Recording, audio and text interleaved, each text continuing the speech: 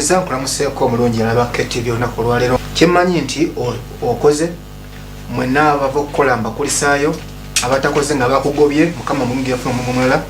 Mubanga oli mulwadde essala yange nti obeere ng'owona. Maaso ebintu bigenda maaso makooti ga Uganda ffe kijja omanyi byetukwatako ng'olunaku olwaleero. Era mbeera ne balooya nga twogera ku nsonga yonna ebeera mu ddiiro. Kyemmanyi nti embeera eri bantu ennaku zino kati zangi zino ya kalulu ka Amerika ese bituleese. Kyemmanyi nti kati mbadde mu kalulu ka Amerika ne yaŋŋamba manyi badde bakyazza ku radio emu mpya essimu n'agamba sirabanga bantu bafaala nga ba Amerika. Ne bamala akalulu wadde ne kati ya gaasi ne bagamba kalulu kyakodde RDC ayisa ekisawo kya ssente oba obutiikinge ebya Amerika n'ebyaffe ng'ebya bulijjo si bya bufuzi ebyaffe by'amateeka. Basebo ne banyawo tukoze ebbanga ddene ku TV eno nga twogera ku nkola ey'amateeka naye jagadde eyo twogere nnyo ku kiyitibwa obwenkanya mu kuwulira emisango ne makooti. Kyebagamba nti eddembe ly'okuwulirizibwa mu bwenkanya makooti agaleero. Era nga tunakola ku programu eno tutera okubuuza ku bantu aba bulijjo kiki balowooza ku makooti aga Uganda. Nzikiriza nkulage abantu abulijjo balowooza ku makooti gaffe n'obwenkanya. Beebo Mukama wange sijja kulimba kooti ezo zimbuzaabuza. Kooti ensukkulumu sijjawula. Kooti ento oba ze zino ziri ebuwama eri olw'okuba ziri mu kyalo. Kooti enkulu oba ze ziri ddala wali ku paliyamenti tetuzitegeerera ddala. Nganzi kooti ezo zimbuzaabuza ssebo. Nange era sizitegeera naye nga zo nziwulira nga zo naye nga naye nandyetaze okumanya ente ekola mulimu ki n'enkulu n'eddako. Za Uganda sizaawula era simanyi lwaki zaawukana. Mpulira kooti enkulu ento bwe zito naye nga sizaawula sizitegeera. Anche sizitegeerera waliwo kooti gye bayita enkulu waliwo ento waliwo essukkulumu kale ebyo bimbuzaabuza. Nze ku lwange ngamba nti sizitegeera olw'ensonga nti kooti za Uganda si ze zaali kooti ez'edda. Kwegamba buli musango bagusalirayo. Eyandibadde Supreme Court abantu gye bayinza okuddukira oba eyandibadde High Court yonna emisango giggwerayo. Kibaleetera obutamanya amateeka amakooti lwakuba nti tebasomeseddwa. Rwanga ne minisitule ne ba justice ekitongole ky'obulamuzi tekivuddeeyo okusomesa omuntu wa bulijjo emitendera amakooti ki oba kooti grade 1 oba grade 2 oba Supreme Court oba High Court. Abantu tebabimanyi kubanga tebasomeseddwa bulungi nkola yaagyo n'engeri gye gyawulamu emirimu gyayo. I know the difference between the court in Uganda, High Court, the way you can go for those cases which are very, very tough, and then on the Supreme Court, when you are rejected from the High Court, then you appeal in the Supreme Court. And Uganda law is very tough and very strict and very powerful, and all citizens should follow the rules of Uganda. Nobody is above the law. Wakati wa High Court ne Supreme Court, Supreme Court ye kooti esembera ddala okujulirwamu, naye High Court ye kooti ebeera ne jurisdiction ku ssente ezitali wansi wa 50 million, miliyoni 5. Yeah. Kakati Supreme Court bw'ova mu High Court ojulira mu Court of Appeal, Supreme Court ye kooti esemberayo ddala okujulirwamu. Kale twogera ku kuwulira emisango mu bwenkanya n'amazima. Oyinza n'okubanga n'essaawa zino oli mu kooti nga bannaffe abamu era ng'olina ky'ocomplaininga nti omusango gwange tebaguwulidde mu bwenkanya. Bono bapulida bw'azuula nga waliwo omulamuzi kye yasobezzaamu mu mateeka oba mu process oba procedure batayogera ne bajulira. Ne ngamba sijja kukola programu eno nga nze negatiddwako pulida ow'amaanyi. Kamukulage pulida wange nina. Lawyer Gawaya Tegule ku myaka 45 pulida mu Uganda omutongole era ng'amanyiddwa ekibiina ekigatta bapulida ekya Uganda Law Society. Tegule yasomera Makerere University n'atikkirwa diguli mu mateeka mu 2006. Ate gye yava n'agenda mu ttendekero eribangula bapulida erya Law Development Center mu 2010 eyo gye yafunira obukugu mu mateeka. Wetwogerera, Kanso Gawaya Tegule esenkagale wa kampuni y'amateeka ya Gawaya Tegule and Company Advocates. Tegule yeenyumiriza nnyo mu kuwoza emisango egyekuusa ku ddembe ly'obuntu, emisango egy'ennaggomola, mukugu mu kutabaganya enjuyi eziba zisoowaganye, naddala mu byenfuna. Ky'otalina kwerabira ku Tegule, yamala emyaka egisoba mu 10 ng'akola omulimu gw'amawulire. Yakoleranga terefayina y'eggwanga eya UBC ng'akyaza pulogulaamu z'ebyobufuzi paka lwe yasalawo agende anyikize eby'amateeka. Musajja mulokole, musumba wa Family Worship Center ebbanda, era ng'oluusi yava ku byobwa pulida n'agoba ne ku mizimu. Mufumbo wa mukyalo omu, ekimufuula ow'enjawulo ku pulogulaamu ya leero y'ensonga nti yakola ne ku ddembe ly'abakozi. Oyo ye mugenyi waffe owa leero.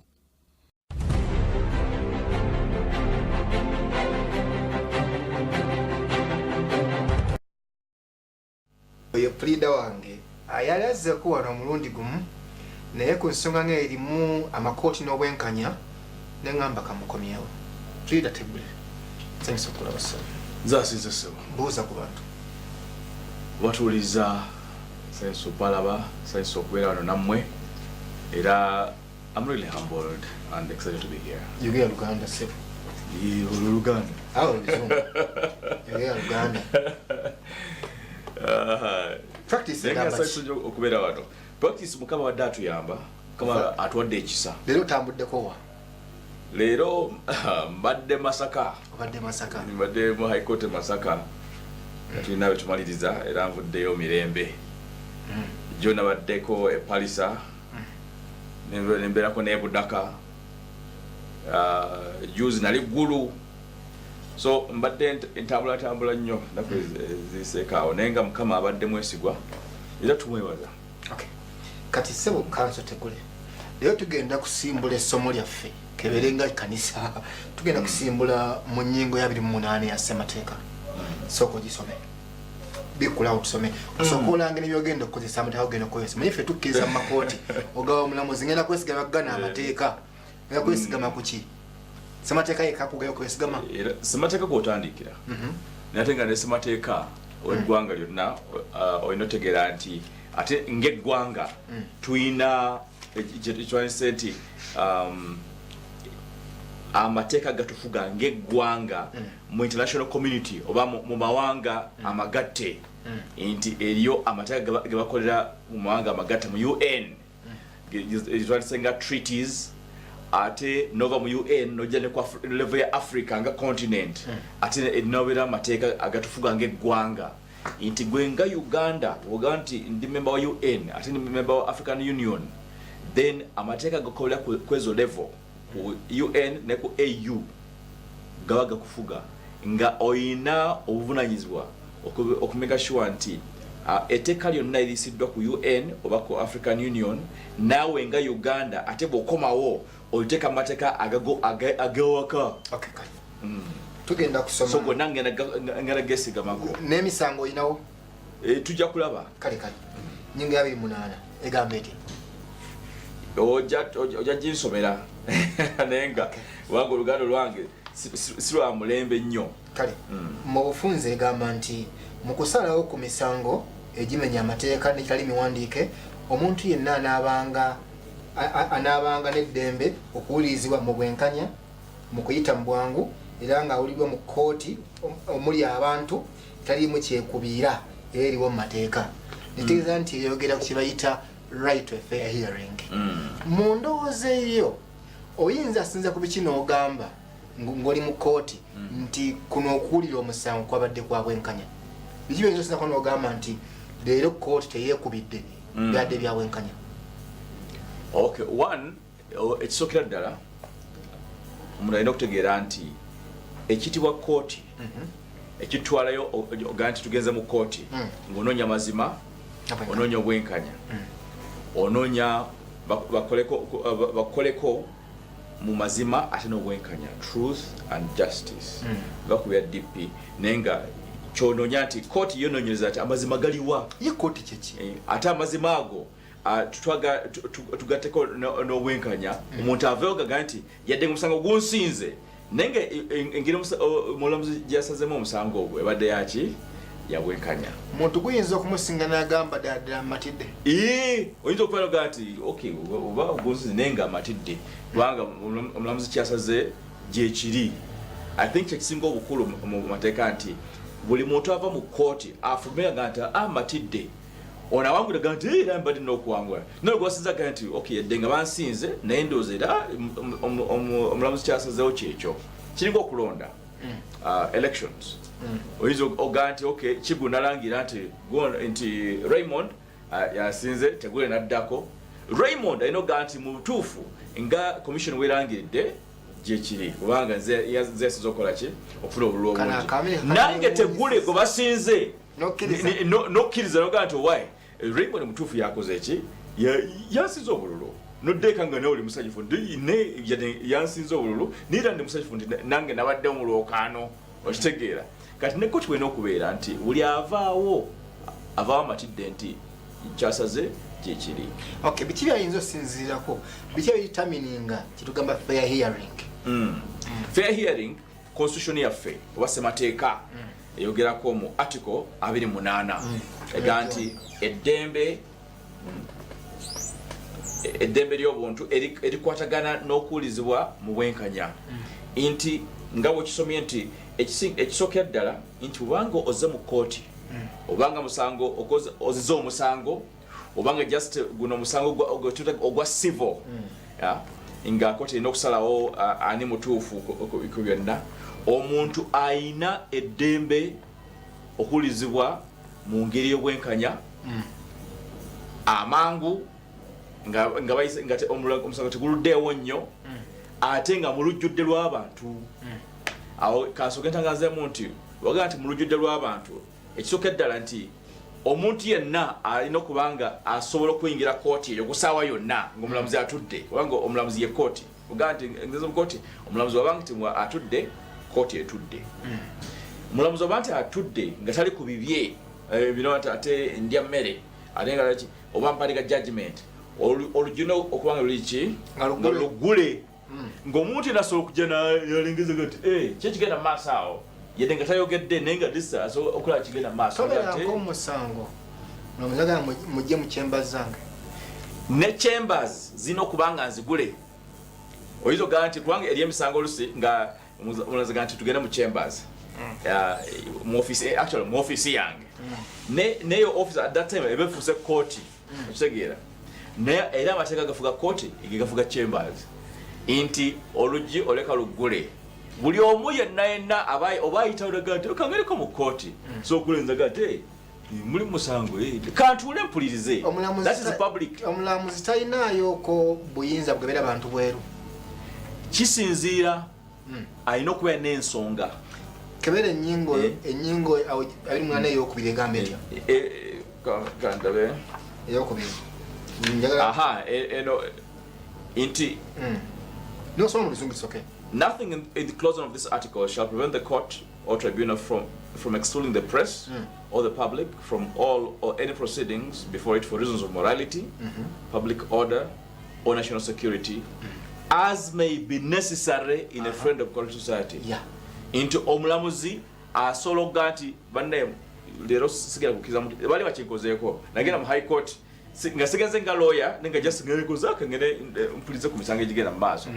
Monica Mugenyi, her lordship, nagati mukulu gawaya because nali basibanyita abanyira okumanya ndi mukulu gawaya ati nja kusaba ofulume tato cause your lordship ati inkoze ekinta eno session mbali setaga mu bantu bangiri ebintu bigenda okwogera nga byakyama. I think mwalimu omuntu nga mwalimu omwana gwa filinze bamukwata ate mwana muto ate mwabati omwana muto ate nga bamudifilinze tekiba kirungi nnyo omwanika mu bantu mulujjudde buli munajja nti ani gwe bakwata yono bambi nga walaba kulika esajja. I know the things that people say nti because of that aganta mufulume muko tegeeza omulamuzi alina n'obuyinza obugobera abantu abweru. Yes agati mufulume naye alina obabuulira ensonga ziga nti buli lwafulume kubanga at that point trial becoming illegal nti it's not public ekigenda okubeera nti public buli omu ategere kigenda mu maaso twagala transparency nti buli kigenda maaso omuntu asobola okiraba nokiwulira naga nti omusango gwatambudde bulungi. So kati ogobera abantu eweru kiveera kubanga mulimu baana batawoka teri anti bano bagambye nti reasons of morality kati ng'ekyo example gye nkuwadde yamuleka mugenyi weyangowa mu kooti public order ayinza kubanga waliwo embeera oga nti eno bwetuukiriza abantu batuula bayinza okuleeta akatabanguko akavuyo kati nga juzi ebyakatolwama byalinga ku high court oli senga nali omulamuzi ate I think kyakola kyali kikyamu ng'omulamuzi olina obuyinza obuga nti poliisi eri wati mupitire poliisi nga nti abo bonna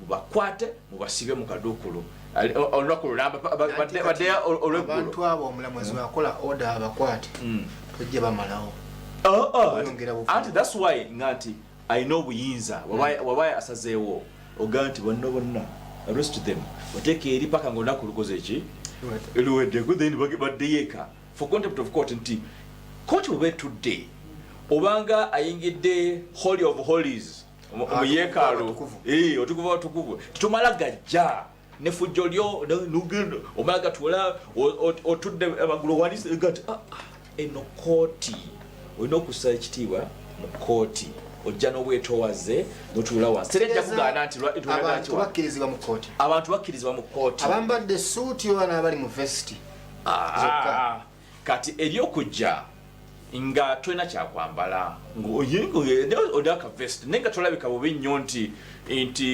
oli bwereere tolaze bwereere bwo gwe nojja notuula nti wanezi nja kuwuliza ki ekigenda mu maaso. There's nothing wrong with that. Oba ogamba nti nvudde kusoma naye kantuleko butuuze mpulize omusango abantu bali allowed.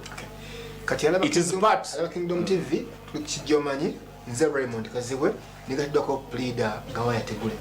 Twagala kwogera ku nsonga zino ez'amateeka. Bye twogerako bye tugamba nti singa pleader yenna abeera awoza ne kasajja kijulira tisinga pleader aba awoza mu musango nazo tugera okwogera bibulamu esokola ground y'okujulira. Okay.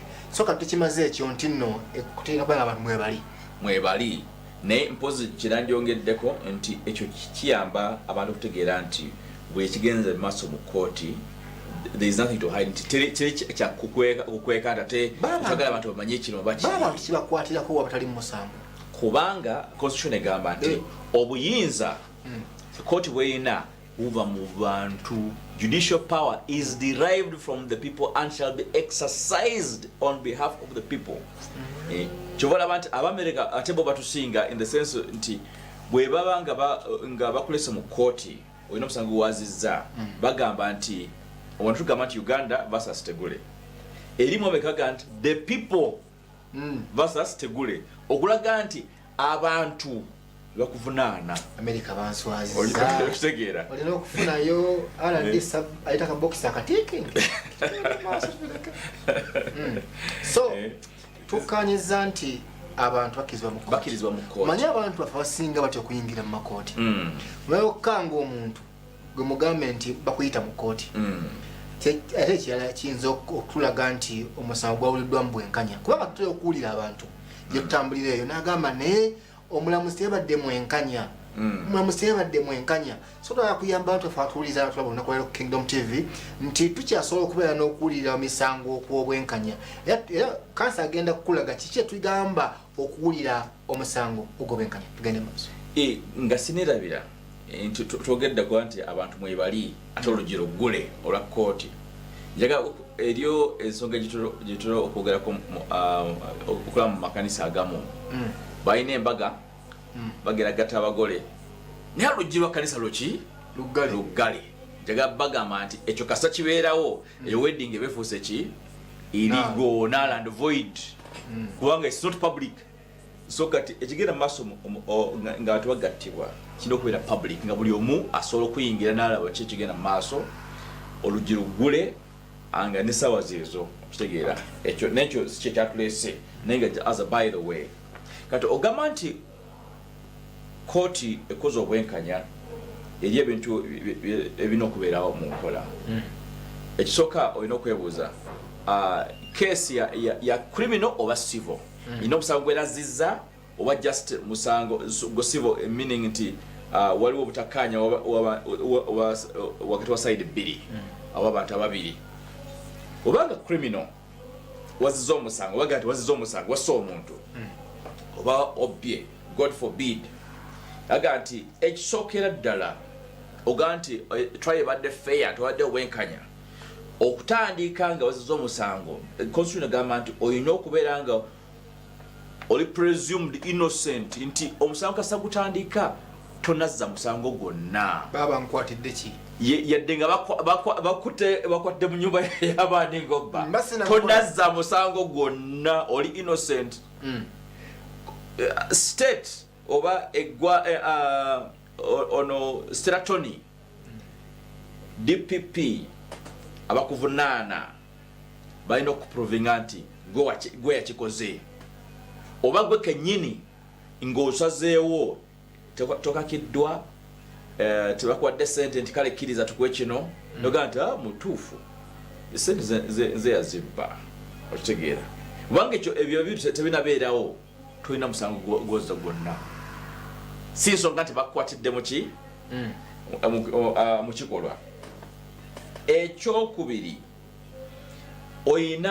balina okubuulira mu lulimi lw'otegeera nti ozizza musango A, B ne C mu lulimi lw'otegeera era abamerika nga balaga nti bo batusinga nti omupoliisi okukwata bw'ati agamba nti gwe tegule ngukutte mu linnya ly'abantu ng'ovunaanibwa omusango gw'obubbi olina buli kyoyogera kyonna mu kiseera kino first of all olina eddembe okusirika obusirisi notogamba kintu kyonna notogera kintu kyonna kubanga buli kyoyogera kyonna kiyinza okukozesebwa mu maaso ga kooti ate nekikusibisa oba nekitakuya mu ngeri ekirala gya kuyamba ekitegeera kibayita Miranda rights oba kibayita Miranda alert nti koyogera kintu kyonna tuyinza okukikozesa against you so gwe ng'omukwate kyebasookerako balina okungamba mulimi lw'empulira otegeera obulungi okujukiza ku musango wa Katongole Singi ne Kasibante Katongole Singi yagera n'agamba nti wekitiibwa omulamuzi semanyi Luzungu n'Oluganda mpulira Lupunjabi kooti negamba ne Katongole Singi beera serious bulijjo yogera Oluzungu n'Oluganda kati bwe mbanga olulimi lwemmanyi nga tugeze kati katolugwani ono Lukyamuzi agewudi kyanga lwempulira bayita lwogera anti kooti gwengo omusibe gwalese mu kooti waga nti ezza omusango olina eddembe eyo ga nti nze olulimi lwetegeera obulungi lwe Lupunjabi bayita lwogera ne bayita omuntu alutegeera obulungi singa abula kiba kizibu terulimi mu nsi kiba kizibu ekyo kiba purely hypothetical naye nga ebiseera bisinga obungi oga nti nzize njogera Luteeso ndekale mu bafanda ojja babeerawo tosobola kubula Muteeso abatuuze bangi nnyo ga nti fatugera nti omanya Luzungu omanya Luteeso nti jangu yamba omwami ono kubanga omulamuzi kekamutaana nagenda mu maaso n'omusango ninga bitu gwe tobitegeera ogwo omusango guba ki null and void kubanga nze nabati sisigera kikimwogera ate era yakkiriza omusango nali mpulira kintu kyanyine nga nti ekyekyo agakuba nti yakkiriza omusango kitegeeza lulina okubeera mu lulimi lw'empulira lw'owulira obulungi nga nti kyekino kyewakoze nti ye gwe wakikoze nti ye ngambye nti gwe wakikoze nti ye nti kale akkiriza so ekyo semast ekyokusatu constitution egamba mu C nti balina okuwa obudde obumala n'ebyetaagisa ebimala okutegeka defense yo ng'egyogenda okwewozaako obudde bulina kwenkana butya kisinziira bagamba speed hearing sisobola kugamba nti bageri speed muntu mukutte leero ku ssaawa 2 tukira saa 7 nga yeruzira gumusinze mpozi naye kennyini akkiriza nti ki nti gunsinze naye baga nti wazizza omusango balina okuwa obudde okwetegeka kisinziira ku mbeera gye mulimu kubanga usually state yesooka government yesooka okukola ki okuteeka omusango ku mmeeza tegule lunaku weruti god forbid twakusanga mu kisenyi ngobba emmere y'enkoko mu bimba bya bishop Kiganda kituufu oba nedda nogaa nti nekisenyi simanyiyo so si bituufu naga nti kale then ne baleta evidence yaabwe obujulizi bwe balina nti gundi yakulaba negundi yakulaba negundi yakulaba negundi yakulaba okitegeera kati gwe ng'omusibe balina okuwa first of all time okutegeera kyebakuvunaana ekyokubiri bujulizi kiki bwe balina nti buli kapapula konna polisi keina balina okakuwa bakuwako kopi nti but this is what the constitution says nti balina okuwa time emala ati nefa cities zimala okwetegeka nina omukyala bamuyita Edith Kintu yajja nga ayagala bwembi w'amateeka mu ssomba Kiganda namugamba jandabe naye yagamba nti kooti bapulida bamuyisa bubi misango gya ttaka nga byonna document zayina tayagala ziwako balooya beeri yagala esigalize eka nga yakimanyi nti document zoyina toyina ziwako beeri obanga babbidde ebibuuzo kubanga evidence yonna yina obujulizi bwonna bwoyina olina okusharinga nti bone buno obujulizi obuliwo oyina bategera nti buno bwoyina naffe katubuyitemu then twetegeke okuddamu okitegeera sinza ganti bino byange siibawa obanga togenda bibawa then tobeta mu kooti ebyo bisigale waka anje ngamba kwata surprise ebyo tugiyita ambush ambush tekiza mateeka kubanga oba oli abatafunye adequate time emala okwetegeka okwewozaako okwedefendinga okitegeera kati awo kubanga time gye bakodde temala tubadde feehire kubanga tubakodde budde kwetega kukola kikwedefendinga nina kusaba bwenkana butya nsobola okulengera bapulira muterogera n'osaba omulamuzi timbadde sinaba kuyita mu bujulizi obwo munyongerere weeks 2 tekuba kuwanvuya nnyo musango kisinziira ku mbeera nga bwegande kisinziira kubanga eri omusango olaba nga kati nga presidential election petition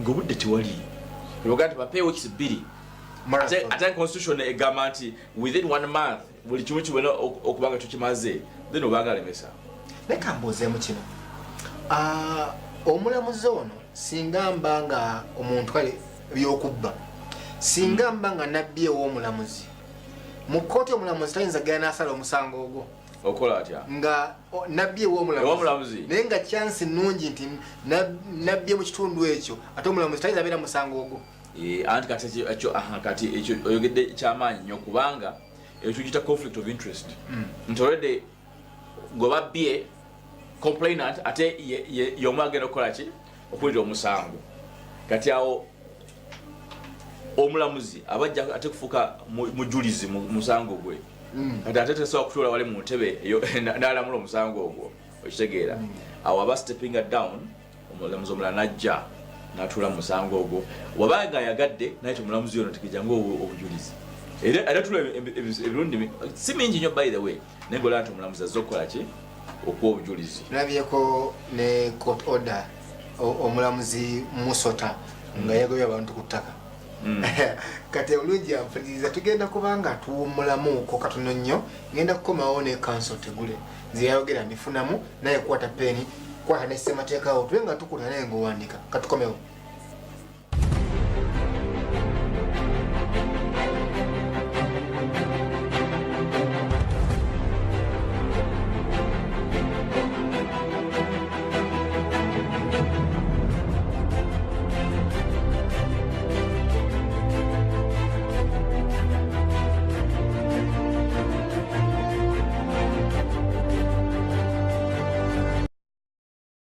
Katonda ogenda mulaba kati bwagenda okukola ebintu mu linnya erya Yesu. Bishop David Kiganda ne Pastor Cindy wamu n'abasumba bonna ba Christian Focus Center Mengo Kisenyi bakuyita mu kusaba n'okusiiba okutuumiddwa Taking Your November. Twegatteko ng'osinziire yonna gy'oli wajjangu wano Christian Focus Center Church tusabire wamu era tusiibire wamu okuva nga 31 Oktoba okutuusa nga 5 November 2016. Ate era buli kawungeezi okuva ku ssaawa emu okutuukiriza ddala ku ssaawa 3 wajja kubangawo okusabira abalwadde abalemeddwa obufumbo abatalina mirimu abaliko emizimu n'emmandwa n'abantu mwena okutwaliza wamu. Twegatteko gwe n'emikwano gyo Mukama akuwa omukisa.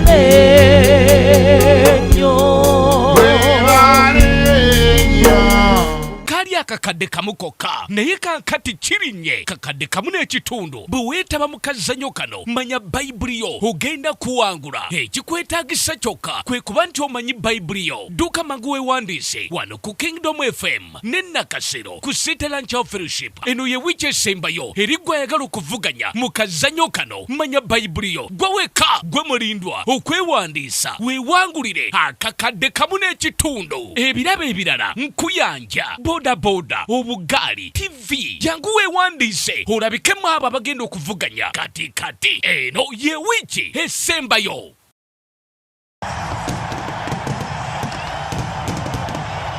Obudde butuuse nyanjule Mukama gy'awadde omukisa. National Prayer Day nga 3 December tuyingira 2017 tukunganira mu kisaawe kimu na Kivubo Stadium mu kibuga wakati. Amawanga ebibuga ebyalo kimaze okukkirizibwa nkikutegeeze National Prayer Day nga 3 December. Akawuwo kamaze okugibwako eggulu limaze okusiinika obubaka. Abaweereza ba Mukama bonna beetegese Bishop David ne Pastor Cindy Kiganda. Emiryango gigulawo essaawa emu yennyini kumakya awo wennyini mu kisaawe na Kivubo tutendereze Mukama pakenkeera ku makya 2017. Omuyingiro olina omukisa ekikolimo ebipali byonna byakukutuka nga 3 December. Maze okwanjula ekinene nga 3 December tugende na Kivubo. This is Kingdom TV.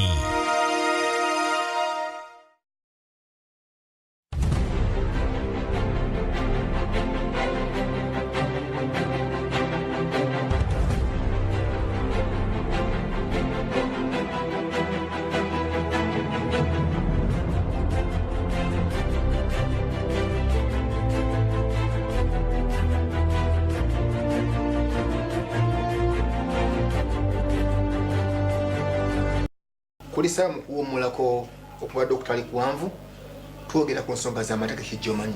Ffe ensonga ezaffe si ya bufuzi nedda ezaffe ez'amateeka. Kyebula nti okuwa oluusi amagezi nti obeere ng'olina ensonga ey'amateeka. Wega twogeremu ffe tubeerawo wano twogera naawe nze wano mbeerawo era bweta mu bakama bange basobola okugamba Raymond wuuno twogeramu. Munnange n'ensonga ezimu sizagenda mu kkooti. Abantu baffe mu Uganda buli gw'owulira agamba tugende mu kkooti tugende ku poliisi ensonga ezimu gya kuwulira obuwulizi. Omukyala yazze wano w'ensonga z'ettaka nga ye kyasinga okuwulira agenda mu kkooti. Ngenda omuwa amagezi era obatabaganya nga yeno ne tenant kusere ne ow'ekibanja holder batandise okukwatagana. So togera ku nsonga z'amateeka kyasinga okufa nti tesi wendiviira ku TV eno simanyi ddi oba ddi ng'eriyawo obujulizi nti nayambibwa mu nsonga eyo. Bw'endaba ku TV okusaba nga zino kwata pen n'ekitabo owandiike. Kinyumira tukutumalirako omwaka omulamba ku TV eno ng'ogamba nti nawandiika era natase. Nze Raymond Kaziba negatiddwako Council Gawaya Tegule. Omulamba ku TV eri eggwanga edda ne katazi wano nga mugenyi. Sebo wakyazanga abantu kati nze nkukyazizza era gonde amateeka gange. Wetowazizza? Amen. Katwogera ku kyayita a fair hearing. Bulijjo mu kkooti eriyo emisango egikwatibwa. Bano bapulida manyi oluusi beekaza n'agamba ngenda kujulira.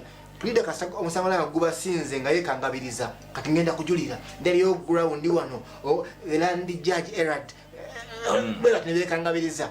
Katala kuyamba naye pulida ali eyo nga tomanyi byokola nze ne pulida tabyogera. Council tugakyeta fair hearing. Tugende maaso. Tugera ku nsonga tusinza okugamba omusango tugubaddemu naye nange matidde. twagala nti obanga olina omusango gubaga nti wazza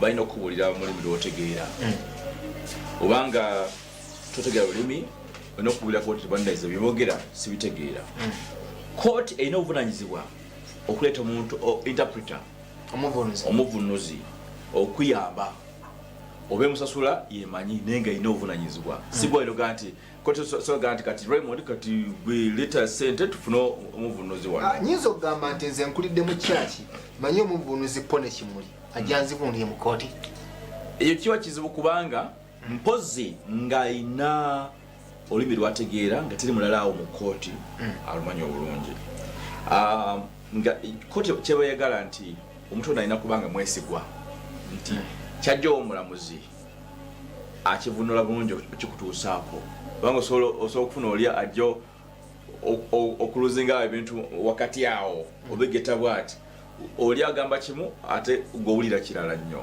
nabadde misango gino egyabatujju twalina omusomaali nga olwa luwarabu kyatwalira kooti ebbanga okufuna alwogera gwe twali tufunye okusooka eyalwogera ate omuntu aluwulira ngolwono liddayo tunyulwa mu muzikiti lwa wano nakina kambuuzeemu ku kino singa nyinza okuba nga njagala looya naye nga simulina kooti ennyamba etya ninayo right eba ne looya ekisookera ddala oba nti bakuvunanya omusango wonna olina right eddembe okuba ne looya bw'oba ogamba nti nze sirina looya then bintu bibiri beerawo kooti ejja kwebuuza nti musango ki wetukuvunaana lwekubanga musango gino gya bulijjo yabbya enkoko gani kale ojja kwebuuzaako ojja kweberera looya gwe kennyini kikkirizibwa ate ndaba abantu nga yekwatiddemu omusango gwe nati naakolaki nensinga state kisinzira ku bujulizi obuli good zinaye abantu abakalukalu ate nga bintu babitegeera oluusi alabe movies eziwerawerako ate nga obwongo bukola nagattagatta ebintu nakola ate muvi olaba oyigiramu ebintu ebibi nate ebirungi ebito byogera ati eri abamu nga emize emibi bagijja muki nate n'emize emirungi egimu yes so olina right okubeera ne lawyer obanga musango gwa bulijjo obbya enkoko bagandi kale ojja kwewozaako naye bwobanga musango gwa naggomola nga bayinza okusiba maisha obanga bayinza okutwala ku kalabba ng'etteeka gavumenti erina okufunira lawyer ate kati obanga nabbya embizi gavumenti empa ku lawyer w'embizi teri lawyer wa mbizi anti kati ogosigwa amaanyi kuba n'embizi batebbika bwekibanga ekibonerezo anti kati ekikulu bebe siwe musango naye ekikulu kibonerezo bwekibanga ekibonerezo ekyokubba embizi bajja kusaba maisha oba bajja kutwala kalabba gavumenti erina obuvunanyizibwa okukola ki okusasulira lawyer okusasula lawyer ajja akuyambe naye lawyer gavumenti gwempadde nga sibadde naye ayinza okunkolera bulungi nnyo kubanga lawyer yenna ekitema mu Uganda nti ettendekero ly'aba lawyer liri eryo LDC oba ovudde Nkumba ovudde mu UPU ovudde Makerere oba Mukono ayu mwenna tumusikalawa LDC so training mufuna eyo kyobola banti chief justice kubanga council chief justice batka turebe ne lawyer eyakafuluma kati bonna bayise musobererwa limu nti bonna bayise mu LDC so awo kituwa chance nti as a country we lawyer goita nti advocate ntali qualified okuyimira mu court okuza omusango bayina training yemu kubanga kinanyagadde okumanya bwembanga aba state lawyer ba government bantadeko omusango ate government nepa lawyer wayo ampolereze twabanga bagenda okukona ivinga mu ndabe yaffe batasebo kubanga bano baga nti government ewadde ekulesede lawyer emusasudde lawyer bamujja mu pool of lawyers in other words court enoonya muli area kati nga olusi mbera n'ebisange Mbale eriyo olusanga abaloya b'Embale bali mu session baga nti kigenda leero teri court kiki nti omulamuzi yayise baloya bonna nti waki nti eriyo bagenda kuwa state brief gwe musango ogukuwereddwa gavumenti nti gavumenti ekugambye nti yamba mwami Tegule obeere lawyer we tugenda kusasula buzende bwa butini gavumenti ye efunamu kyatenga eyagala gonsinga n'empale lawyer anti kati kakuwulire nti DPP Director of Public Prosecutions ye yalete emisango masoga court DPP si government DPP ye ekitongole kike era constitution ekyogerako I think article 120 inti ali independent government emu amateeka nti kati DPP eriyo ekizibu wano jangu okolebwa oti kolabwa oti president taina buyinza okuwandika DPP ebbaluwa nti kolabwa oti ne vote kakikola bwati it becomes unconstitutional.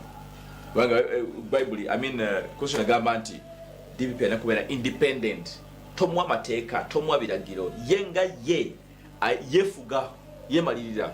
So wakanti Uganda versus Tegule DPP ajokuleta omusango ogwo nate yenga ali independent kati government yo eri bali so DPP ne government baawukana so tuagana bali kuside yemu government DPP yali bali yenga DPP kati waganti lwa government taba state attorney yazo okuwoza obusango yo no go bampadde nga simuwadde state ayinza okunyamba obulungi asolo kuyamba nze ndowooza nti singa mbanga nze pulida nompa ku sente kolera bulungi then ogamba nti genda owuliriza oli tujja kukulabamu mbane commitment naye y'amaanyi. Actually, oyogedde kintu kirungi nnyo kubanga research yange gye nkola ku UMI for my masters in public policy eriko ekyo kyennyini nti ba state attorney not state attorney, sorry, ba lawyers abeera ku state brief gamba government court bewadde emisango ku sente w'omusolo performance yaabwe ebeera etya compared nga omuntu wa bulijjo yakoleza yamutagenda kubira simu kubanga state brief usually think katabaga mitwalo ndozanga 5 emitwalo 5 nga lawyer nawo kimanyi bulungi si sente ezo ogenda okweta bwoti nga zawedde wodda dakika 2-3 ziba zawedde wodda gamala kugamba nti ndi bushenyi mpa amafuta futa nga hali yijula 5 kati emitwalo 5 is nothing to a lawyer. Ate nze newunya nti bwe ngenda wa doctor wange nakera mfera mulime emitwalo 2 akwe Tegule eno biru nga nene kati ntusa emitwalo 2 nemchange ne yalikirira nete for me as a lawyer bubanga oyine banja ewaffe ya milioni 10 that's a small debt really nyizo butakubya na simu nti kati jango okole ekijja okulerenge debt ne this just that's what happens in legal practice emitwalo 5 is nothing kubanga expenses zoba nazo nga lawyer ogera kulanga ziweddewo mangu so motivation kamaze kino nti motivation ya state brief aba lawyers abali ku state brief lusebera ntono naye ate nga many of them bemanyi bakola omusango n'omutima ogwo kubanga naye aba ayina chance okukola erinnya agakolere nawe so kikola ekyo kubwerere nokuwadde tamu so kikola ku state brief kubanga ku state brief nzekola nnyo pro bono ya Uganda Law Society ndi member wa NETPIL, Network of Public Interest Lawyers. So tukola nnyo emisango gya pro bono. Pro bono means nti okolera bwerere. So kati okola omusango nga manyi nti guno teguliko sente as stampadde sente. Mpoza advantage obeera nayo nti bwebanga ogwangudde wanga omusango gwa civil osobola okufuna costs. Of course osobola zitwala. Wanga gwa criminal tisubira sanyote omusango gwangu nobera musajjufu nti bangude omusango n'omuntu wagira azeye kali happy. That is also part of the payment as a lawyer nto muli owuliranga oyina essanyu nti omusango ngusinze njaga kibayita cross examination ndozo kimanyi ekintu ekyo soko kyogereko ngenda okubuuza ebibuuzo cross examination ntangi criminal cross exam mu criminal kigeza nti lawyer wo oba lawyer woli lawyer omujulizi oyo ayina ebibuuzo byamukoze eki kati nga ugwa criminal state attorney oba state emuziza ebibuuzo tugiyita examination chief kati defense banabeewozaako nawe kati tufe katumuuze ebibuuzo tulina ebibuuzo byaffe ekyo tuta cross examination nti ona examine nze nona wakola ki examine, so that's why it's called cross examination. Kati kyembuuza lawyer alina okubuuza oba nange nzenyini ali mu kagulimu wabiri nfuneyo chance ebuuza kwanenya kisinziira naye nga usually oba nti oguze embwawa ofunyeyo sente n'ogula embwawa ka kisobola kukola kubanga olina embwawa ka tosagala nti kati nzagenda okukola ki okuuma ate kubanga odi oguze embwa ogirese lwabukuumi ate nawe n'osula ng'otulula okula patrol mu compound nawe wanga ayamba ku mbwa.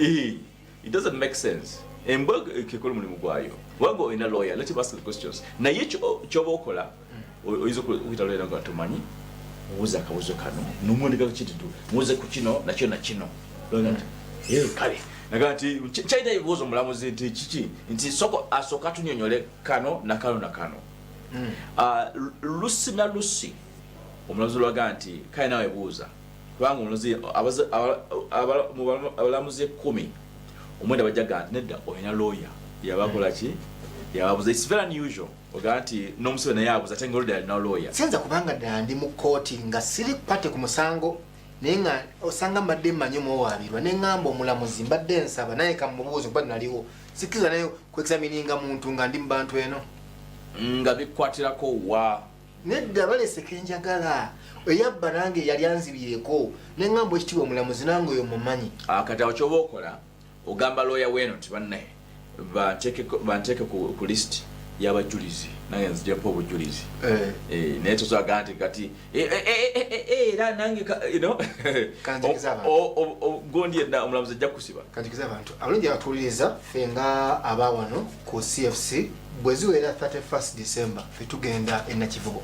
Nakivubo eyo tusaba okusaba kwa myaka 2 kuva 2017 mujja abalwadde eri abalina ebizibu olina emizimu egikutuga ekiro nyangu n'abalema mujje sijjagana baaniiza abalema mpozi mukama wange musomba kigana ngambye nti abalema tebagenda kujja nga nakuŋŋaana mbayita mujje oyinza okuba nawe olirooya bakuwa emisango gigaana bugaanyi oyinza okwesanga nga gigaana so kati jangu sabira omukisa gwe nnina nange ngenda kubeerayo.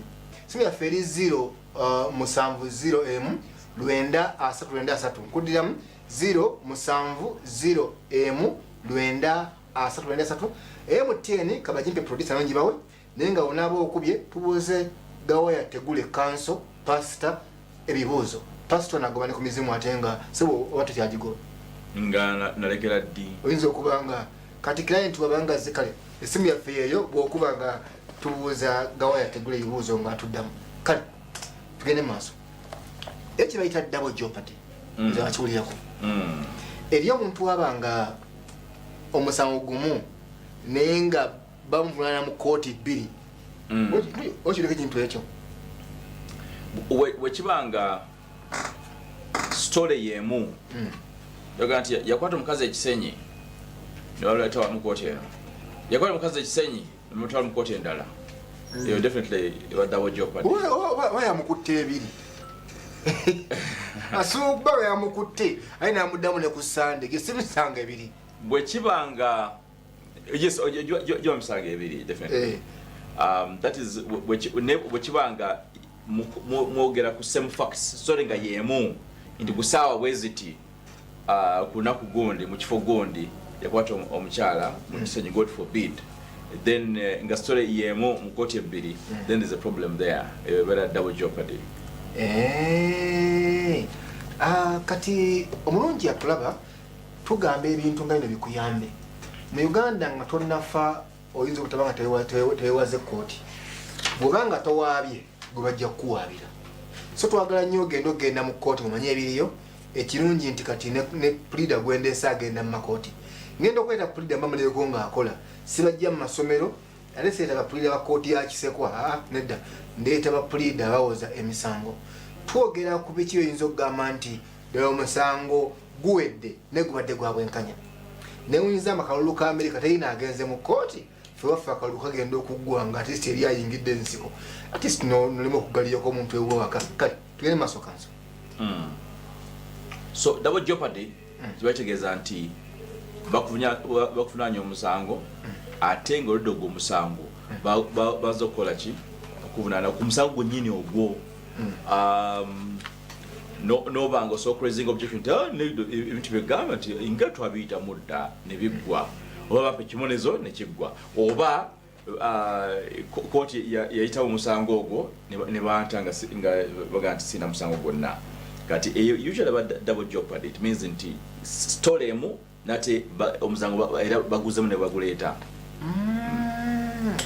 naye kambuuze kyangu nnyo ogenda mu kooti okuwaaba oyo kooti zitiisa kubanga abalamuzi baffe eno eriyo abambala ebintu ne bakanga abantu ekooti zitiisa kisinziira nenga bubanga sigwe gwe baloopye I think tewali buzibu bwonna naye abalamuzi babeerawa ate batya kubanga sinza kugamba nti uno omulamuzi asabire bamusumba kiganda tubalabalaba abalamuzi babeerawo abalamuzi balina code of conduct judicial code of conduct yalina okugoberera wanga omulamuzi olina okuma ekitiibwa ekyobulamuzi nti tomalagibwa abantu mu ngeri gwali ku mupiira gwali mu bbaala gwali mukunde gwali wakiseka gwali his lordship awagira Arsenal naye nga awali Arsenal wali mu bbaala tajja kulaba ku mupiira kati gwe ng'omulamuzi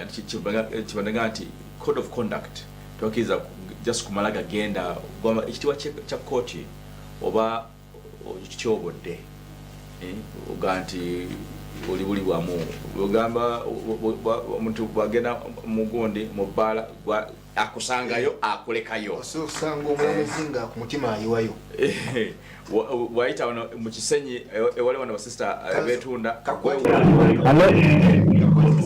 Hello? Olamukiza sebo? Yes sebo. Hello? Nkuwulira bulungi nnyo. Hello? Kati bw'okuba essimu y'omuviira TV. Hello?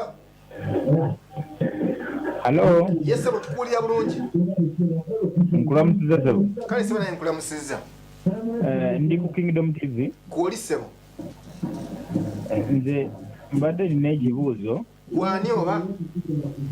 Ompulira mukama wange? Nkuwulira bulungi. Hello? Nkuwulira bulungi nnyo. Kati katusongoseemu. Bw'onaaba ng'okubye essimu togenda kwewulirira ku TV yo. Bw'okuba essimu neyitamu ogamba halo, gujjako bujja TV oba giviire tube ng'otuwulira mu kutuuko. Bw'okuba essimu yaffe yeeyo kyova oluusi okutuuka kuba nti naawe obeera weewulira. Toyina kubeera nga ate okuba aye newewulirira ku TV. Toyina kufuna feedback. Tugenda kuba nga tukwata essimu tuli ku 070M933. Yessimu yaffe egenda ku mpewo. Gwe bweyitamu vira buvizi TV. Tompulirira mu TV yo. Lwompulirira mu TV egenda kubeera nga ekosa. Ngenda kudema okukwata amasimu naye mba nga nkutte essimu ne nkuwulira nga tukuwulira. Tugenda kuyamba okujjako. Tudda kijjomanyi nze Raymond Kazibwe ndine kanso gawa yategule. Tugenda ku nsonga zino ez'amateeka. Abantu bangi bagenze mu kkooti naddala ez'ebyalo ne bafuna obuzibu obwo. Halo? Halo? Hello? Yes, sir. Hello? Tukuwulira bulungi nnyo. Gyebale kusu. Kale sewo nawe gyebale. Kakati sebo. Webanga mbadde nyina ettaka lyange. Ettaka lye nkuwulira bulungi. Nga kuliko abatuuze abaliko naye nga tebalina buwandiike bwabaleetako.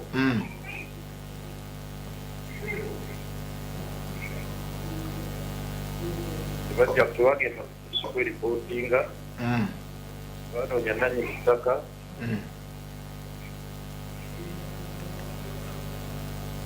Obuzibu bwewulira ku TV. Ngenda olekaamantikale gutumbire ndasasanjakumba bwebyapa. Ne basigala nga bagaayo. Bamazeeko bbanga ki?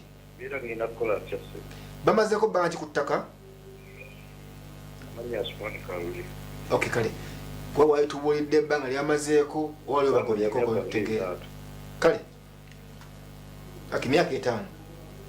Okay, fine. Okay. Yesimu yaffe kansa agenda kuddamu abantu baludde ku ttaka so bamazeko emyaka 5 naye nga tebalina yiboogerako.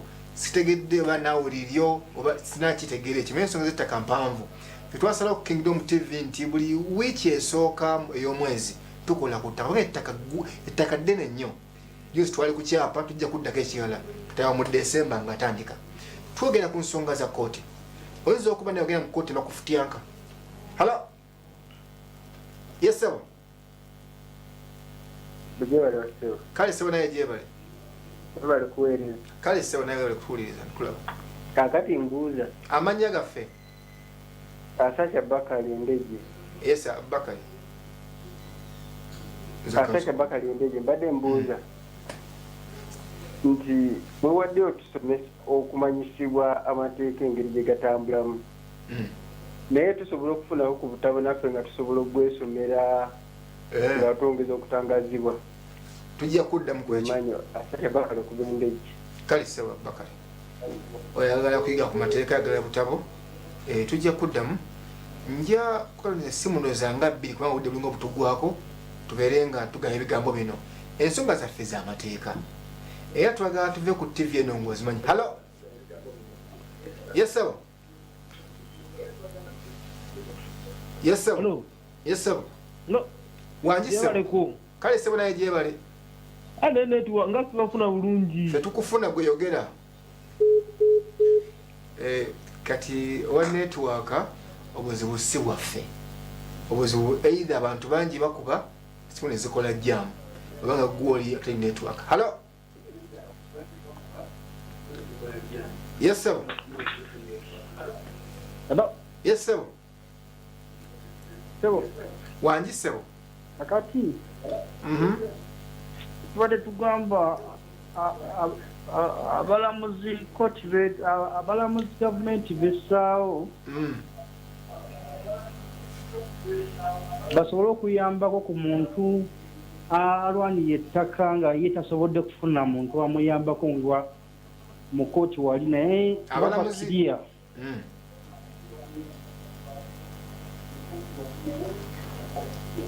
yeseba abalamuzi kale tebaba beerefu kusumala ogenda okufundikira nera nga ettaka balitutte abalamuzi nabba ettaka kale tutegedde oyo bali tabuuza abalamuzi abayamba naye sesuubira oba ekyo kiyabwenkanya sesuubira oba eriyo gavumenti abalamuzi beetuwa ndowooza olw'obufuna bw'obudde kansi tuddemu ab'obudde bulinga obutuweddeko twogera ku program ekijja omanyi twogera ku bwenkanya mu misango egiwulirwa oyinza n'okubanga wagenda mu kooti eyo twogera nebikubaako sijja kugamba ne kooti zaffe za bwenkanya nnyo zonna zonna era tunemuuka empukusa y'abalamuzi abatera okukola ebiringa ebyo kanso byalungamya tuddemu abantu bafaabo eyasoose yabuuza ku kyattaka ekyettaka sitole z'ettaka ziba mpanvu nnyo kiba kirungi ne tutegeera obasangako bbanga ki nga libamazeeko and then badde balina ebiboogerako oba nedda kubanga banga tebalina biboogerako then usually abo tubayita basquatters oba trespassers oyinza ogamba nti abanne mukirabula musuke mukole ki munviire ate olina okulaba nti obajjako ku ttaka mu ngeri egobera amateeka tumala gajja nti kati nomenya amayumba nobakuba nokola kino wagobamu noyokya ebintu byabwe olina okuyita mu mateeka omuntu abeerera ku ttaka uninterrupted nazimba n'ennyumba naye emyaka 5 mitono nnyo emyaka 5 mitono nnyo naye bwabanga mazeko ebbanga mu myaka 12 nga gisuka mu 12 mu mateeka tusobola kukola ki kujja ate nti ateeka tevaako kubanga it means nti period gye tuyita statute of limitation eba ekuaffectinga nti tokyasobola kumuggyako ku ttaka eryo kubanga mu mateeka kubanga oyaga kujja omuntu ku ttaka oba ku nsonga yonna yettaka yeta mu kooti tukiza myaka 12 kuyitako kaso ocrossinga boundary ya myaka 12 ango soko byerabira limitation clause so ebe ku affectinga nange kisinga obukulu kutegeera banga bamazeeko ate kubakwata mu ngeri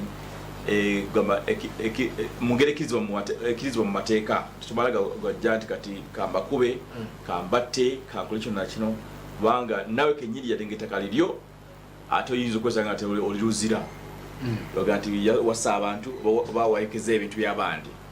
Yes, obudde bulinga obutuweddeko awo tugenda kubaddamu naye kyenkujjukiza laba Kingdom TV nti buli lwakosa essaawa zibeera 3:30 program efaana tekijja omanyi tufunayo ensonga tuyita mu bantu abuuza okwenfuna pulira nakuddamu sigenda nnyo kubanga nsukkawo mpozi kanso tugula okubeera nga asiibula oba sibwe yakusigalawo wano nze ngende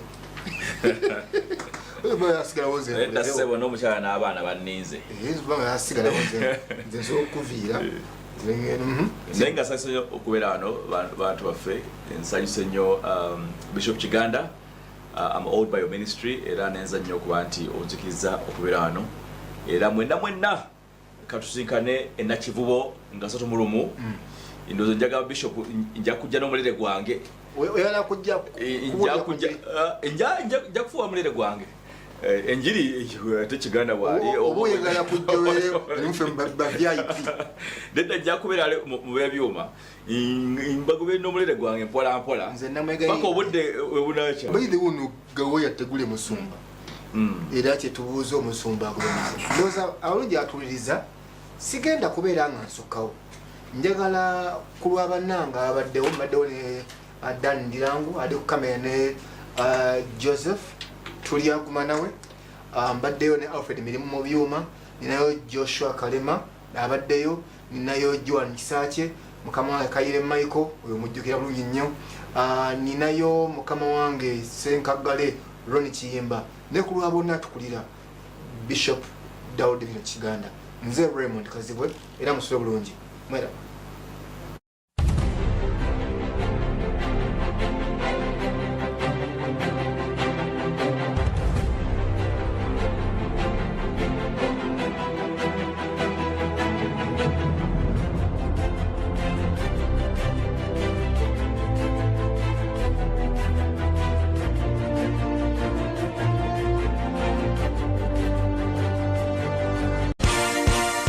This is Kingdom TV.